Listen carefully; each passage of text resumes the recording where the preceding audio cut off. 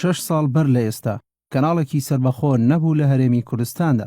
گروپێک لە ڕۆژنامەنووسانی سەربەخۆ لە ساڵی 2010دا بڕیاریاندا بە دامەزراندنی یەکەم کەناڵی ئەهلی سەربەخۆ کە سەرچاوەی داهاتەکەی لەلایەن کۆمپانیای وەبەرهێنانی نالیاوە دابین دەکرا. 17 شوباتی ساڵی 2011 کەناڵی NRT بە دروژمەکانی ڕازگۆیی و هاوسەنگی و بوێری دەستی بە پەخش کرد.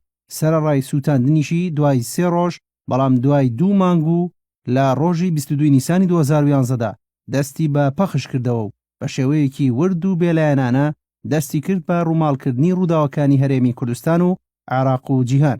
لەلایەن بینەرانیشەوە پێشوازیەکی فراوانی لێکرا.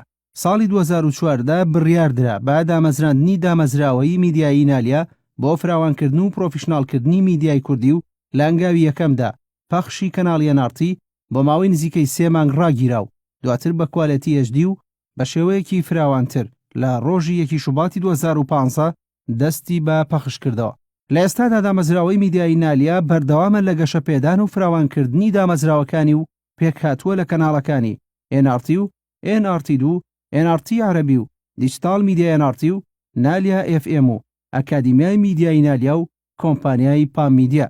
دامەزراوەی میدیای نالیا تاکە دامەزراوەی میدیاییە لە عێراقدا کە لە یەک کاتدا 3 کەناڵی ئاسمانی بە کوالەتی HD پەخش بکات. هەروە دیجیتال میدیاکەی یەکەمە لەسەر ئاستی عێراق و هەرێمی کوردستان لە ڕووی زۆرترین ژمارەی سەردانکەرانەوە. هەر لەو چوارچێوەی فراوانبوونەی دامەزراوەی میدیای نالیادا دامەزراوەکە پلانی هەیە ساڵی 2018 کەناڵێکی ئاسمانی بە زمانی ئینگلیزی بکاتەوە کە لەسەر هەمان ئەو پرەنسیب و بنەمایانە کار دەکات کە لە ئێستادا کەناڵەکانی NRT کاری لەسەر دەکەن.